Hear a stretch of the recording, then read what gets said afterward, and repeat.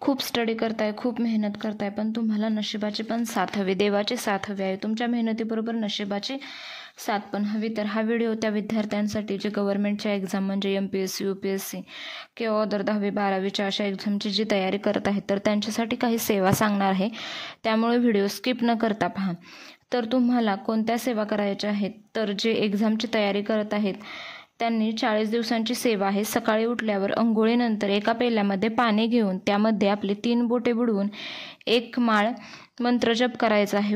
तो मंत्र कोणता आहे तर लक्षपूर्वक ऐका. ओम ह्रीम श्राम श्रीम हम सहा था था था था सरस्वती भगवती विद्या प्रसादम कुरु कुरु स्वाहा. तर या मंत्राचे 108 वेळा आपल्याला मंत्र म्हणायचा आहे, त्याचा जप करायचा आहे. पुन्हा एकदा तो मंत्र ऐका. ओम ह्रीम श्राम श्रीम हम सहा था था था था सरस्वती भगवती विद्या प्रसादम कुरु कुरु स्वाहा. 108 वेळा या मंत्राचा जप करा आणि नंतर ते पेल्यातील पाणी म्हणजे जे तीर्थ म्हणून प्राशन करावे. तुम्हाला नक्की स्टडीमध्ये अनुभव येईल. तुम्ही जो स्टडी करताय तो तुमच्या परफेक्ट डोक्यामध्ये किंवा तुमच्या लक्षात राहील.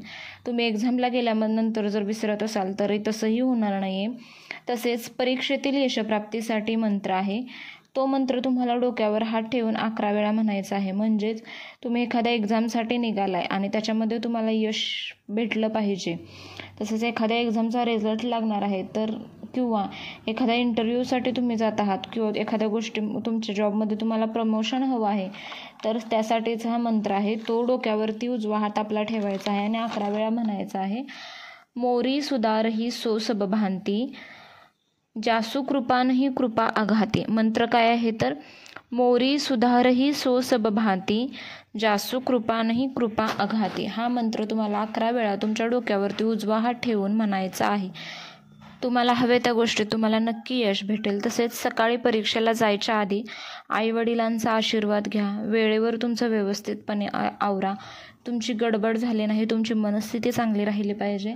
तसेच त्या दिवशी तुळशीची 4 ते 5 पाने तुम्हाला खायची आहेत. आवर्जून गायत्री मंत्र, सरस्वती मंत्र यांचं आवर्जून पठण करा न विसरता. स्वामींचे नामस्मरण करा आणि तुमची प्रॉपर मॅनेजमेंट आणि तुमचा स्टडी योग्य असा हवा. स्वामींच्या कृपादृष्टीबरोबरच तुमची मेहनत पण खूप गरजेची आहे. तसेच एक्झामला जाताना नक्की साखर आणि दही खा. महाराज प्रामाणिकपणे कष्ट करतो त्याच्या अखंड पाठीशी असतात, कायम लक्षात ठेवा. तर नक्की उपाय करून पहा. तसेच व्हिडिओ आवडला तर please like, share and subscribe करा. व्हिडिओ पाहिल्याबद्दल धन्यवाद. श्री स्वामी समर्थ.